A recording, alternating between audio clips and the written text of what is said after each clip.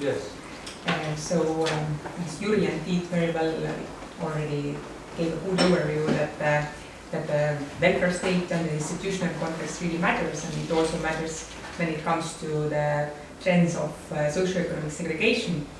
Then Tiit also emphasized in the end of the presentation that Tallinn was really the city where the segregation increased very fast in 2000s.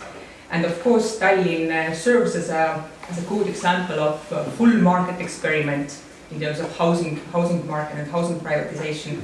But in my presentation, I try to show that this was not the whole story. And this, my topic more exactly is that how ethnic segregation and socio-economic segregation interact. And when we think about Amsterdam or some Danish cities or France cities, then it is logical that it comes to our minds that the socio-economic segregation is somehow related with ethnic inequalities as well. But this is not automatically the valid assumption in Central and Eastern Europe, except in both Soviet cities that inherited large group of immigrant population from Soviet period. And that's why I think the main division within the region of Central and Eastern Europe actually is if this country, if this city has a large immigrant population group or not. And Estonia is the country where the proportion of population with immigrant background is one of the largest in Europe. So in the country as a total 30%, and in Tallinn almost 50-50. And this is just to remind how the population development after the Second World War developed. So the urban growth, the growth of Tallinn city was related with industrialization-led urbanization. And this is how the ethnic landscape of Estonia looks today.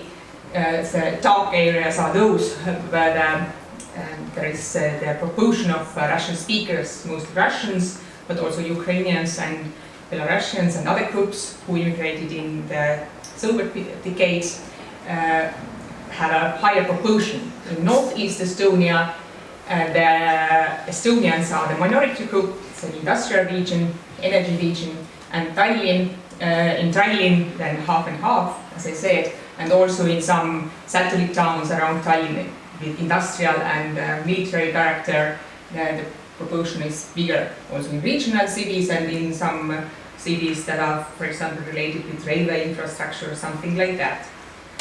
So, and this is 2011, so you can see that this hasn't changed.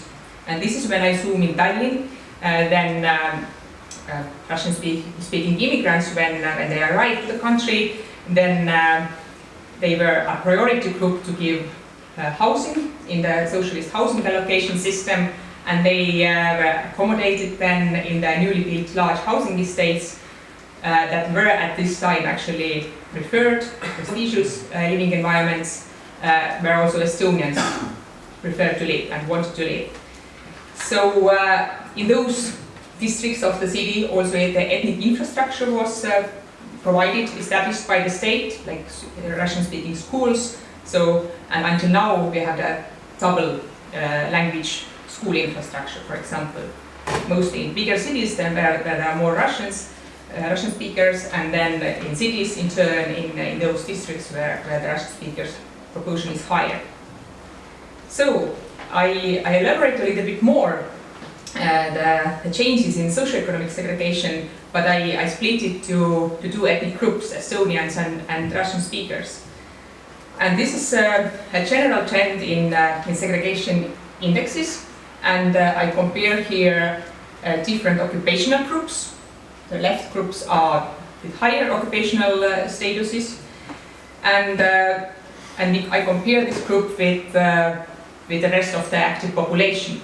We see that when we compare 2000 and 2011, then the segregation increased the most for the groups with working on highest occupational levels, and for those who work on the on the lower level occupations. So when I now split it into two, so that I compare Estonians with occupational groups within the group of Estonians and occupational groups within Russian speakers, then the picture is pretty interesting. For Estonians during 2000s, the segregation increased for managers and professionals, and for Russian speakers, for the people working on the lowest occupational levels. So pretty clear trends. I now come to more complicated tables, but you don't have to follow all. I will present the key findings and explain it. And this is the classical dissimilarity index matrix. Here are the same occupational groups, and the lower left corner is about 2000s, and upper right corner is about 2011. And the most important thing is here that the segregation indices were rather low, but it increased during this 10 years clearly. For example, when I compare unskilled workers with managers and professionals. It becomes more complicated, but the story is simple. So lower left corner is again about 2000s, and upper right is again for 2011. And this one, upper left, is for Estonians and Estonians. So when I compare within the group of Estonians different occupational groups, and lower right is the same within the Russian groups, Russian speaking group. And and here is in 2000 when I compare occupational groups of Estonians with occupational groups of Russians. Then the main finding is that within the same ethnic group, like between Estonians, or within Estonians and within Russians, the segregation indices are really modest.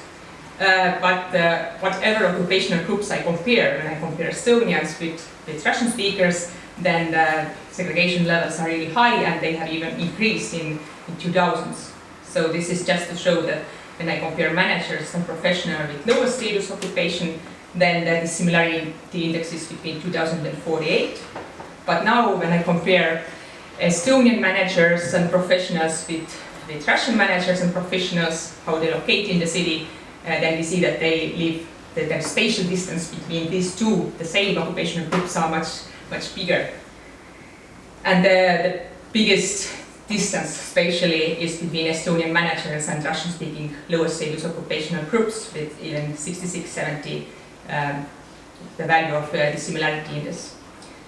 So it is just shows how structural it is, and probably also shows that what would be the reason why the Tallinn was one of the city that segregated really very fast. But I also present some additional information, some figures about how inert really the situation is. And this is a study that compared, that described the people who lived in 2000 in Tallinn, and then we were able to track where those people lived in 2011, and to compare the immediate individual ethnic residential context or neighborhood in 2000 and 2011. So whether when the person moved, for example, whether the new neighborhood was less Russian speaking than before. So, and again, I have Estonians here and Russian speakers, and the first point is, for example, that people who didn't move, stayers, both for Estonians and for Russians, then their surrounding actually turned more Russian. But for Estonians, whatever type of move they made, within the city, to suburbs, to more remote areas, their environment, their neighborhood turned more Estonian. And for Russians, for example, when they moved within the city, then the city polarized even more, so they moved rather to for them, the neighborhood proportion of Russian speakers in this neighborhood was higher after the move. So which means that they moved to different neighborhoods in the city. Also, when people moved to suburban satellite towns, like suburbanization to urban environment, then obviously Estonian moved to a little bit different satellite cities than Russians. And Also, when it comes to moving to other cities in Estonia, then again, Russian speakers rather move to Russian-dominated industrial Northeast Estonia, which means that Tallinn turned more Russian city in 2000s, and also it polarized even more when you compare the neighborhoods within Tallinn. And what is interesting from the individual perspective, then this group of Russians who moved to rural suburbs or rural, more remote districts, it characterized 4% of Russians living in 2000 in Tallinn and 13% of all movers. So mostly, migration or residential mobility that theoretically could kind of disperse immigrant population more, like even segregated it more. So it shows how persistent it is. So there was in this study maps with the destinations of Russians and Estonians within the city, in suburbia, and I show only one example of it when Estonians moved to outside of the Tallinn urban region. Then these are the background is the share of Russians in the neighborhood, and the size of bullet is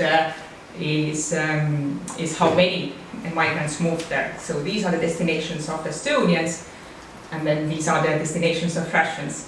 So the conclusion itself is maybe for the Central Eastern European cities and region is important that this ethnicity really adds an additional interesting relevant dimension to segregation studies. For the comparative studies in general, that increasingly it is so that ethnic and socio-economic segregation overlap, so which is pretty familiar story from many cities, and even when the background of immigrant population was different, and even if they initially didn't move to more segregated area, but the context changes around them. And for the Russian speakers, so Estonians rather move to Estonian environment, but Russian rather move according to their networks. So within the city, in suburbia, to satellite towns, even if they move to suburban rural areas, then compared to Estonians, they still ended up in more Russian environment, which means they rather choose kind of former summer home settlements and so on. They use different networks. And maybe the main lesson learned is for segregation, for the diversity studies as well, is that when there are two homogeneous ethnic groups, then it is even difficult to use these kind of concepts like host population and immigrant population because there are two big parallel populations. And when we see, for example, in Estonia, that the indicators like language skills, how well Russian-speaking population today is talking Estonian compared to the 10 years, 20 years ago, then actually many indicators also show that there is kind of integration, positive integration indicators. But for example, intermarriage is really, the rate of intermarriage is really changes very slowly, but also kind of spatial integration really doesn't change, but rather even the spatial distance even widens. So I would say that also the networks, the social cohesion, the encounter is rather created within one group and within the second group in this kind of situation. So this was my story about Tallinn, and I hope it didn't extend the understanding only about Tallinn, but in general. Thank you. Thank you very much.